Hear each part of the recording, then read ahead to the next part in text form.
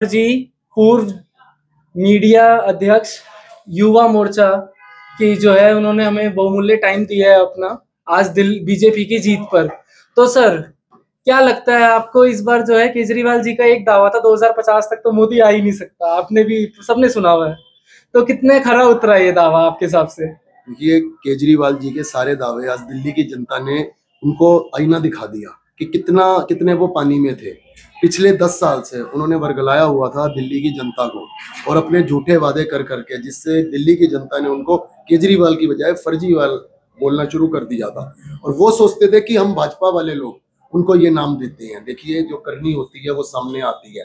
और आज दिल्ली की जनता ने उनको बता दिया कि दिल्ली की जनता मोदी जी के साथ है, मोदी जी की नीतियों के साथ है, भारतीय जनता पार्टी के एक एक कार्यकर्ता के साथ है। ये जीत खाली लोग इसका श्रेय मोदी जी को दे रहे हैं। बिल्कुल वो हमारे सर्वश्रेष्ठ नेता हैं, उनको ही जो इसका जो क्रेडिट है वो जाना चाहिए। लेकिन हमारे पन्ना प्रमुख से लेकर शहरी केंद्र प्रमुख से लेकर सबको ये क्रेडिट जाता है, एक एक भारतीय जनता पार्टी के कार्यकर्ता को इसका क्रेडिट जाता है। और अब आने वाले समय में हम भारतीय जनता पार्टी की जो केंद्र से नीतियां मोदी जी निर्धारित करते हैं वो दिल्ली के प्रत्येक नागरिक तक हम पहुंचाएंगे।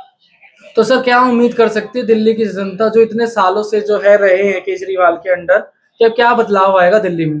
देखिए, दिल्ली में बदलाव, दिल्ली में पिछले 2014 के बाद में आप खुद मीडिया में हैं, आप देख सकते हैं, वादों के अलावा और कुछ भी नहीं किया। दिल्ली की जनता को, दिल्ली के युवाओं को, दिल्ली की महिलाओं को, सबको फ्री की आदत डाल के उनको आलसी और सुस्त बनाने की जो कोशिश की गई थी वो दिल्ली की उसी जनता ने उसको नकार दिया। आज हम 1-2 सीटों से नहीं, पूर्ण बहुमत से, और बहुमत से भी कई सीटें ज्यादा से हम जीते हैं। तो ये आपके सामने है उसका। उनका तो कहना है सर, कल तो आपने न्यूज सुनी होगी, आप न्यूज वाले बंदे हैं, कि बीजेपी हमारे एमएलए खरीदे। तो ऐसे दावे क्या बताता है इंसान के बारे में? देखिए, बोलने में तो कोई कुछ बोल सकता है। बोलने में तो मैं ये भी बोल सकता हूँ कि आप पैसे दे रही हैं मुझे बोलने के लिए। बोलने में क्या जाता है, किसी को कुछ भी बोल सकते हैं। लेकिन ये आपको और हमें पता है कि कितने पैसे आपने मुझे दिए और मैंने कितने लिए या आपने कितने दिए। बोलने में हमारी फ्री कंट्री है, डेमोक्रेटिक है, कोई कुछ किसी पे भी आरोप लगा सकता है। लेकिन आरोप लगाना सब कुछ नहीं होता, उसका सबूत भी होना चाहिए। क्या केजरीवाल साहब के पास ये सबूत था?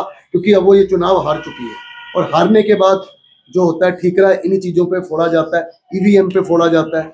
जिन जिन राज्यों में विपक्ष जीतता है उन राज्यों में ईवीएम का क्या होता है।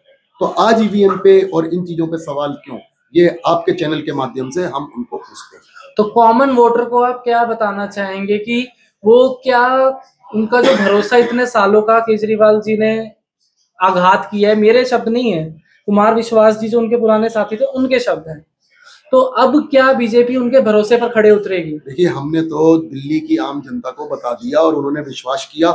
और अब हम सब भारतीय जनता पार्टी के कार्यकर्ताओं का एक ही उद्देश्य है कि जो चीजें हमने चुनाव में बताई हम दिल्ली की जनता तक वो चीजें पहुंचाई जाए, रियलिटी में वो चीजें पहुंचाई जाए। और ऐसा पहले भी हो चुका है, क्योंकि केंद्र में जो भी चीजें निर्धारित होती हैं हमारा जो कार्यकर्ता है वो पहुंचाने की पूरी कोशिश करता है।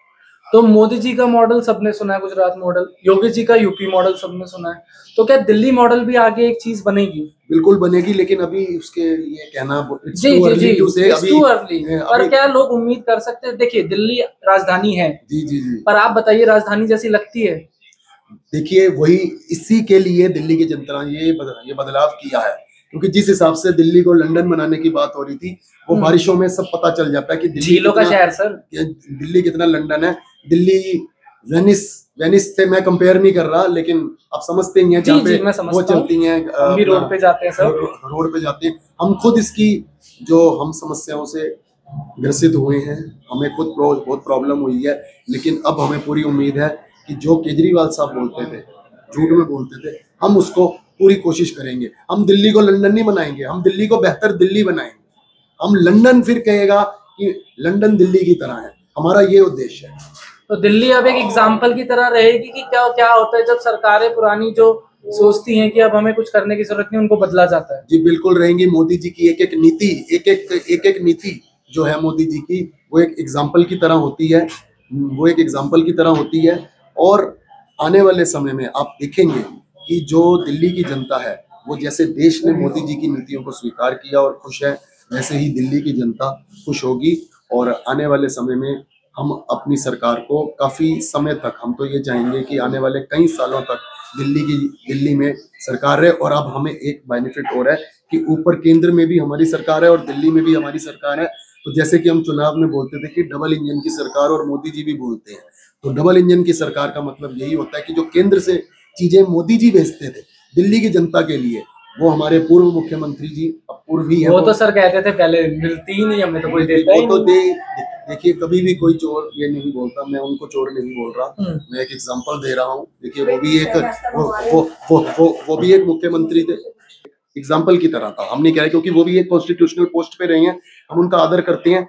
हम उनकी जो नीतियां थी, जो उन्होंने वर्गलाया, हम उनके खिलाफ हैं, हम पर्टिकुलर इंसान के खिलाफ नहीं है। अगर वो अच्छा काम करते तो हम उनको जरूर प्रेज करते।